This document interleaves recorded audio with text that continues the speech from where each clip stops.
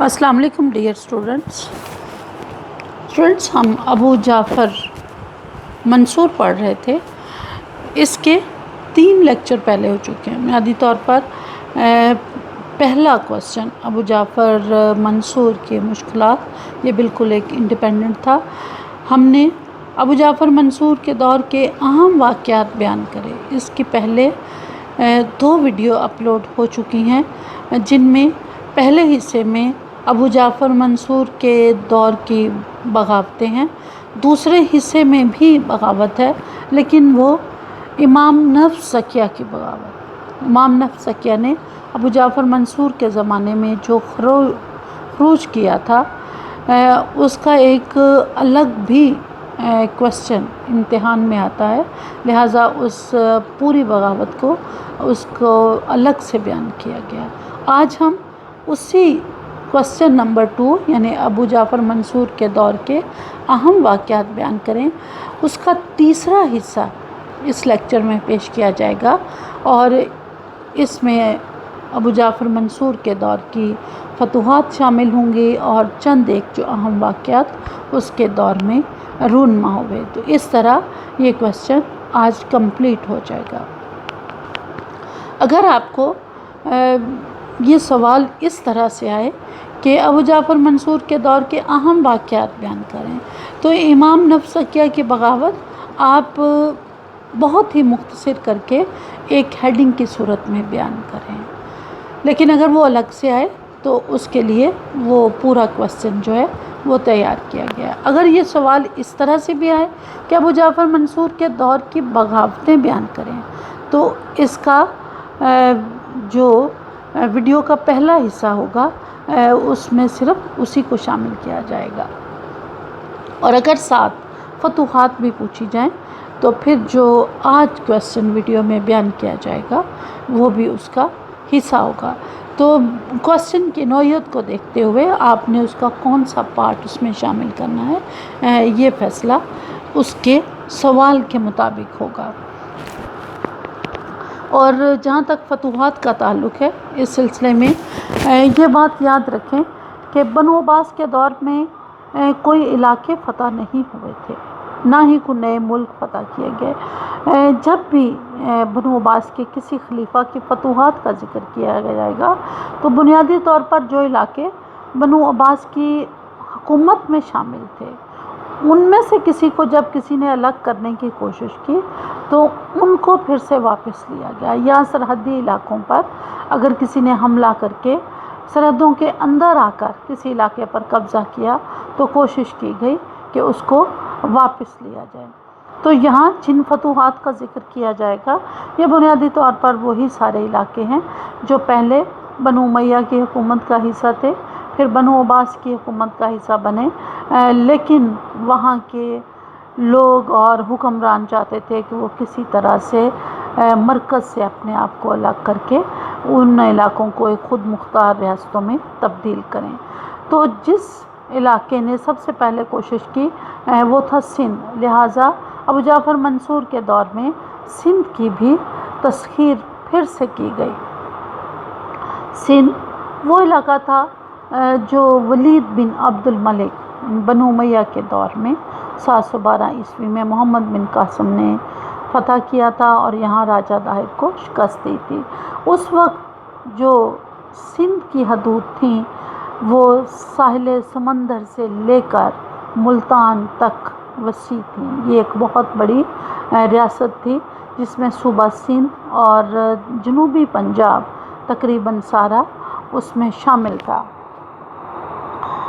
بنو امیہ کی حکومت جب ختم ہوئی اور بنو عباس کی حکومت شروع ہوئی تو الصفا کے دور میں پھر سے سندھ نے کوشش کی کہ مرکز سے دور ہونے کی وجہ سے وہ مرکز سے الگ بھی ہو جائیں، لیکن الصفا نے جمہور اجلی منصور بن جمہور نے بغاوت کی تھی، اور اس بغاوت کو فروغ کرنے کے لیے موسیٰ بن کعب کو بھیجا گیا تھا۔ یہ بغاوت تو موسیٰ بن کعب نے ختم کر دی، لیکن خود عرب الجھ پڑے۔ قحطانی اور عدنانی قبائل جو تھے وہ آپس میں لڑ پڑے۔ عرب اسلام سے قبل پورا عرب قبیلوں میں تقسیم تھا اور عربوں میں بہت زیادہ قبائلی عصبیت پائی جاتی تھی۔ اسلام کے بعد کچھ عرصے تک یہ قبائلی عصبیتیں مٹی رہیں، لیکن عثمان کے دور میں یہ قبائل پھر سے ایک دوسرے کے ساتھ الجھنے لگے اور یہ جہاں کہیں بھی آباد ہوتے تھے یہ اپنی پرانی دشمنی اپنے ان علاقوں میں بھی، نئے آباد ہونے والے علاقوں میں بھی ساتھ لے کر جاتے تھے۔ جن جن علاقوں کو عربوں نے فتح کیا کچھ عرب قبائل وہاں بھی جا کر آباد ہو گئے، لیکن ان کی لڑائیاں بدستور اسی طرح جاری رہیں۔ لہٰذا موسیٰ بن کعب کی وفات کے بعد اس کا بیٹا اینیا جو تھا وہ گورنر بنا، اور لیکن وہ اس بغاوت کو فروغ کرنے میں ناکام رہا، لہٰذا اس کو معزول کر کے اس کی جگہ عمر بن حفص کو بھیجا گیا۔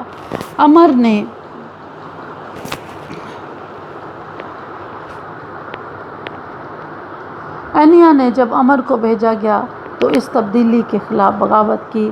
اسے اپنی توہین محسوس ہوئی کہ اس کی جگہ کسی نئے شخص کو بھیجا جا رہا ہے، لیکن جب اس نے محسوس کیا کہ وہ فتح حاصل نہیں کر سکتا تو اس نے اپنے آپ کو گورنر کے سپرد کر دیا۔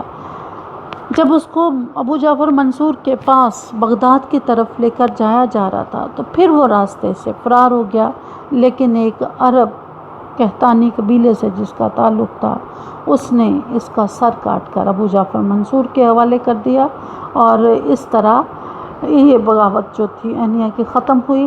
لیکن اس دوران ایک اور مسئلہ بھی ہوا کہ منصور نے عمر بن حفص کو بھی معزول کر دیا، اور اس معزولی کی وجہ بنیادی طور پر امام نفس سکیہ کی حمایت تھی۔ عمر نے امام نفس سکیہ کو جائز خلیفہ سمجھتے ہوئے عباسی سلطنت میں رہتے ہوئے ان کی حمایت کا اعلان کر دیا، جو بات ابو جعفر منصور کو سخت ناپسند ہے، لہٰذا اس نے اس کی جگہ ہشام بن عمر کو بھیجا۔ ہشام بہت ہی دانش مند شخص تھا، اس نے بڑی ہی عقل مندی کے ساتھ ملتان تک جو تھا اپنا قبضہ بحال کیا۔ گرد و نواح میں جتنے بھی ہندو راجا آباد تھے سب کو اپنا فرما بردار بنایا، نظم و نسق کی اصلاح کی، امن و امان قائم کیا۔ ان اصلاحات کی بدولت پورے سندھ میں خوشحالی آئی، اور اس خوشحالی کی وجہ سے بغاوتوں کا زور بھی ٹوٹ گیا۔ یہ ایک خاص بات ہے کہ جب بھی کہیں امن و امان قائم ہوتا ہے تو خوشحالی تبھی آتی ہے، اور جب لوگ خوشحال ہو جاتے ہیں تو پھر وہ بغاوتوں کی طرف مائل نہیں ہوتے، کیونکہ انتشار اور بد نظمی میں ان کا نقصان ہونے کا بھی اندیشہ ہوتا ہے۔ لہٰذا سندھ سے ابو جعفر منصور کی اصلاحات کے نتیجے میں امن جو تھا وہ قائم ہوا، اور سندھ کے ساتھ ساتھ اس نے عراق میں بھی امن قائم کر دیا، اور عراق جو مسلسل بغاوتوں اور شورشوں کی اماں جگہ تھی وہاں اس نے اصلاحات کر کے لوگوں کو خوشحال کیا، معاشی ترقی آئی، اور اس ترقی کے نتیجے میں دوبارہ سے عراق جو تھا سندھ کے علاوہ طبرستان اور دماوند پر بھی دوبارہ عباسی پرچم لہرایا گیا۔ طبرستان ایک سرحدی علاقہ تھا جہاں پر ترکی نسل کے لوگ رہتے تھے۔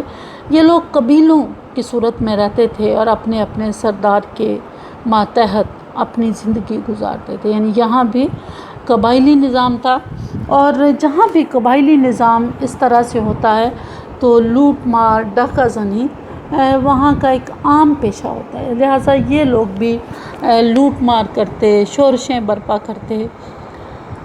جب انہیں روکنے کی کوشش کی جاتی یہ بغاوت کرتے، اور منصور کے دور میں بھی انہوں نے ایسا ہی کیا کہ علم بغاوت بلند کر دیا۔ ابو جعفر منصور نے ان تمام معاملات کا نگران اپنے بیٹے مہدی کو بنایا۔ مہدی نے ابو الحسیب کو طبرستان پر لشکر کشی کا حکم دیا، اور اس کے ساتھ ایک ایسے شخص کو بھیجا جو ان تمام علاقوں سے واقف تھا، ان لوگوں کے رسم و رواج سے واقف تھا، اور جب پہلے سے ہی دشمن کو پتہ ہو کہ وہاں راستے کون کون سے ہیں، کس راستے سے لشکر کشی کی جا سکتی ہے، اور ان لوگوں کے رسم و رواج کیسے ہیں، انہیں کس طرح سے اطاعت پر مجبور کیا جاتا ہے، تو یہ اس سے بہت ہی آسان ہو جاتا ہے۔ لہٰذا عمر بن علا نامی شخص جو تھا وہ ابو الحسیب کے ساتھ گیا۔ اس دوران دماوند اور کوہستان کے علاقے کے حکمرانوں نے صلح کر لی، اور اس سے مجبور ہو کر طبرستان کے حکمران کو بھی صلح کرنی پڑی۔ صلح کے بعد وہ زیادہ دیر تک اطاعت گزار نہ رہ سکا، اور اس نے پھر سے اگلے سال بغاوت کر دی، مسلمانوں کو قتل کرنا شروع کیا۔ اب خازم بن خزیمہ کو اور اس کے ساتھ ساتھ روح بن حاتم کو اس کی سرکوبی کے لیے مقرر کیا گیا۔ جب اسپد نے دیکھا کہ وہ کسی بھی طرح فتح یاب نہیں ہو سکتا، تو وہ دشمن کے ہاتھ زندہ یا مردہ آنا نہیں چاہتا تھا، لہٰذا اس نے زہر کھا کر خودکشی کر لی۔ اس کی موت کے ساتھ ہی طبرستان میں امن قائم ہو گیا۔ دیلما یہاں بھی ماوراء النہر کے ترکوں کی طرح بنو امیہ کے دور سے ہی مرکز گریز رجحانات جو تھے وہ موجود تھے، اور لوگ شوقین تھے کہ وہ اپنے آپ کو مرکز سے کاٹ کر خود مختار حکومتیں قائم کریں۔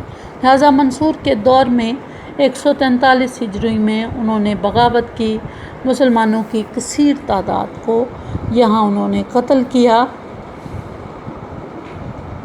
استراخا نامی ایک شخص نے آرمینیا کے نواحی علاقوں میں، یعنی اس کے گرد و نواح کے علاقوں میں مسلمانوں کے ساتھ ساتھ ذمیوں کو بھی قتل کیا، اور ذمی اس کو کہا جاتا ہے جو اسلامی حکومت میں غیر مسلم شہری ہوتا ہے۔ باغیوں کی سرکوبی کے لیے کئی بار فوج روانہ کی گئی، لیکن ابو جعفر منصور کے دور میں کوئی خاص کامیابی نہ حاصل ہو سکی۔ روم پر بھی لشکر کشی کی گئی۔ رومیوں کے ساتھ محاذرائی کا جو سلسلہ تھا وہ نبی کریم صلی اللہ علیہ وسلم کے زمانے سے شروع ہو چکا تھا، اور آپ غزوہ تبوک کے لیے تشریف لے گئے تھے جو کہ رومیوں کے خلاف تھا۔ بنو امیہ کے زمانے میں رومیوں کے ساتھ جھگڑے چلتے رہے، اور رومیوں نے کافی سارے علاقے پر قبضہ کر لیا۔ ابو العباس الصفا کے دور میں رومیوں نے پھر سے حملہ کیا، ملتیا اور کمخ کے جو شہر تھے وہ انہوں نے اپنے قبضے میں کر لے۔ ابو العباس چونکہ اپنے اندرونی اور بیرونی کئی محاذوں میں مصروف تھا، لہٰذا اس نے رومیوں کے ساتھ صلح کرنے میں ہی اپنی بھلائی سمجھی۔ لیکن ابو جعفر منصور جب برسر اقتدار آیا تو اس نے اپنے پیشرو یعنی اپنے بھائی کی پالیسی کے برعکس رومیوں کے خلاف جارحانہ پالیسی کا آغاز کیا، اور اپنے چچا صالح بن علی اور اپنے بھائی عباس کو رومیوں کے مقابلے کے لیے روانہ کیا۔ ان دونوں کی مشترکہ کوششوں کی وجہ سے رومیوں کو شکست ہوئی، اور جو علاقے رومیوں نے مسلمانوں سے چھینے تھے وہ واپس لے لیے گئے۔ اس دوران جتنے بھی شہر برباد کیے گئے تھے، جو مکانات تباہ ہوئے، فصیلیں اور قلعہ جات جو رومی حملوں کی وجہ سے برباد ہوئے تھے، سب کی دوبارہ مرمت کرائی گئی، نئی فوجی چھاونیاں قائم کی گئی۔ ایک روایت کے مطابق ابو جعفر منصور کی 2 پھوپھیوں یعنی صالحہ کی 2 بہنوں ام عیسیٰ اور لبانہ نے بھی رومیوں کے خلاف جہاد میں حصہ لیا۔ کہا جاتا ہے کہ انہوں نے منت مانی تھی کہ اگر بنو عباس کو بنو امیہ کے مقابلے میں فتح حاصل ہوگی تو وہ دشمنوں کے کفار کے خلاف جہاد کریں گی، لہٰذا دونوں بہنوں نے جہاد میں عملی طور پر شرکت کی۔ اس کے بعد رومیوں نے پھر دوبارہ کبھی بھی ابو جعفر منصور کے دور میں حملہ نہیں کیا۔ ابو جعفر منصور نے جہاں تمام ایسے علاقوں کو واپس لیا جن پر لوگوں نے قبضہ کر کے عباسی سلطنت سے اسے الگ کرنے کی کوشش کی تھی، لیکن ابو جعفر منصور ایک صوبہ واپس نہ لے سکا، اور وہاں ایک خود مختار حکومت قائم ہوئی۔ یہ صوبہ اندلس تھا۔ اندلس میں ابو جعفر منصور کے زمانے میں ہی اموی حکومت قائم ہوئی۔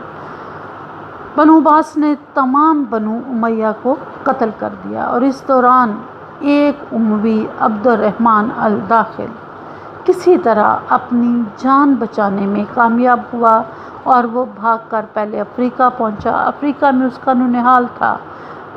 اپنے نونہال اور بربری قبائل کی مدد سے وہ اسپین پہنچ گیا، اور اسپین میں جا کر اس نے قرطبہ پر قبضہ کر کے نئی اموی حکومت کا اعلان کیا، جسے بنو امیہ اندلس میں کہا جاتا ہے۔ ابو جعفر منصور نے کئی لشکر بھیجے، لیکن اسے کوئی کامیابی حاصل نہ ہوئی۔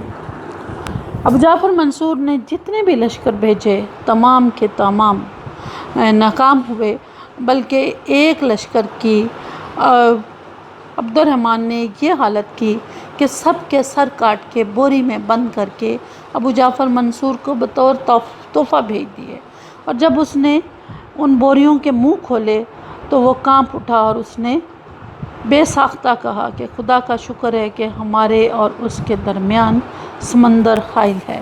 وہ اس کی بہادری سے بڑا متاثر بھی ہوا تھا، اور عبد الرحمن کو ہمیشہ صقر قریش کہتا تھا، یعنی قریش کا شہباز۔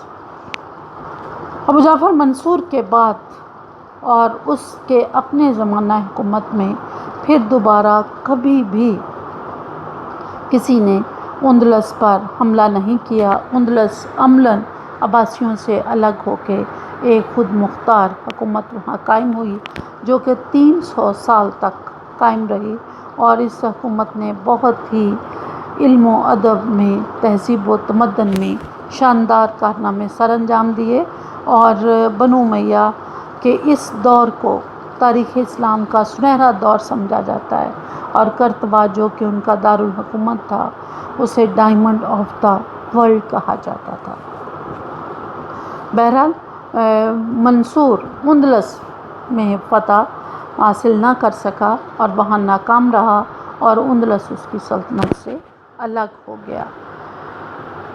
ابو جعفر منصور کے دور کا اہم واقعہ ولی عہدی میں تبدیلی بھی ہے۔ الصفا نے ابو جعفر منصور کے ساتھ ہی اپنے بھتیجے عیسیٰ بن موسیٰ کو ولی عہد مقرر کیا تھا، لیکن ابو جعفر منصور نے خلیفہ بنتے ہی یہ کوشش کی کہ عیسیٰ بن موسیٰ کو معزول کر کے اس کی جگہ اپنے بیٹے مہدی کو اپنا جانشین مقرر کرے۔ اس کے لیے اس نے ایک چال چلی کہ وہ کسی طرح الزام لگا کر اسے قتل کرنے میں کامیاب ہو جائے۔ جب اس کے چچا عبداللہ بن علی نے بغاوت کی، ابو مسلم خراسانی نے اس بغاوت کو فروغ کیا۔ عبداللہ میدان جنگ سے بھاگ نکلا تھا اور اپنے بھائی کے ہاں پناہ گزین ہوا، جس نے ابو جعفر منصور سے اس کے لیے امان حاصل کر لی۔ ابو جعفر منصور نے عبداللہ بن علی کو عیسیٰ کے حوالے کر دیا اور کہا کہ اس کو قتل کر دو۔ کچھ لوگوں نے اس کو مشورہ دیا کہ اس کو قتل مت کرنا، کچھ عرصے کے بعد وہ تم سے اس کو مانگے گا، لہٰذا اس نے اسے قتل کرنے کے بجائے قید کر دیا، اور ویسا ہی ہوا۔ ابو جعفر منصور نے تھوڑے عرصے کے بعد اسے کہا کہ عبداللہ کو میرے سامنے لے کر آ، اور اس نے عبداللہ کو اس کے سامنے پیش کر دیا۔ اس طرح اس کی جان بخشی ہو گئی، لیکن وہ ہر حال میں اسے ولی عہدی سے ہٹانے کا تہیہ کر چکا تھا، لہٰذا اس نے عیسیٰ جب کسی بھی طرح نہ مانا تو اس نے اس کی تذلیل کی، اسے ڈرایا دھمکایا، لالچ دیا۔ بہرحال اس حد تک اس نے مکمل دستبردار تو وہ نہ ہوا، لیکن مہدی کے بعد عیسیٰ بن موسیٰ کو بطور ولی عہد جو ہے وہ رکھا گیا، اور 147 ہجری میں ابو جعفر منصور عیسیٰ بن موسیٰ کو دوسرے نمبر پر کر کے اپنے بیٹے مہدی کو اپنا جانشین بنانے میں کامیاب ہو گیا۔ ابو جعفر منصور کی وفات۔ ابو جعفر منصور نے 158 ہجری میں اپنے 22 سالہ دور حکومت کے بعد حج کا ارادہ کیا، اور وہ حج کے لیے روانہ ہوا۔ ابھی وہ راستے میں ہی تھا، بئر معونہ کے مقام پر کہ 63 سال کی عمر میں وہ وہاں پر بیمار ہوا، اور وہیں اس کا انتقال ہو گیا۔ اس کی موت کے بعد اس کے لیے 100 قبریں کھودی گئیں، اور ان 100 قبروں میں سے کسی ایک قبر میں اسے دفن کر دیا گیا۔ کسی کو کچھ معلوم نہیں کہ ابو جعفر کی اصل قبر کون سی ہے، اور ایسا کیوں کیا گیا؟ کیونکہ خود بنو عباس نے بنو امیہ کی قبروں کو کھولا تھا، ان کی تذلیل کی تھی، لہٰذا انہیں بھی ڈر تھا کہ کہیں ان کے ساتھ بھی ایسا معاملہ نہ ہو۔ اور جب اس کی موت ہوئی، چونکہ وہ دارالحکومت میں نہیں تھا، راستے میں تھا، لہٰذا اس کے خاص خادم اور اس کا وزیر ربیع ہی صرف اس کے پاس تھا۔ ابو جعفر منصور کی موت کے ساتھ ہی اس کا 22 سالہ دور بھی ختم ہوا۔